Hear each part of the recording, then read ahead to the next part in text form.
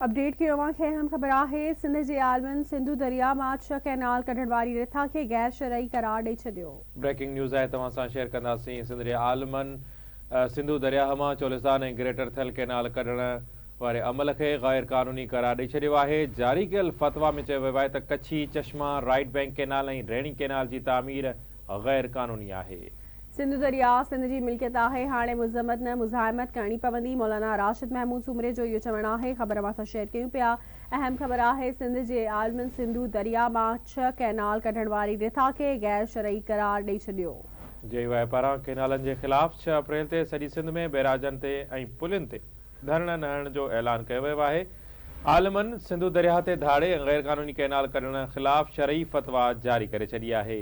JY Sindh पारां जारी कयल फतवा में सिंध जे मुख़्तलिफ़ आलमनि जूं सहियूं पिणु थियल आहिनि। सिंधु मां चोलिस्तान ऐं ग्रेटर थल कैनाल कढण गैर क़ानूनी आहे। जारी कयल फतवा में जणायो वियो आहे त कच्छी, चश्मा, राइट बैंक कैनाल ऐं रेणी कैनाल जी तामीर गैर क़ानूनी आहे।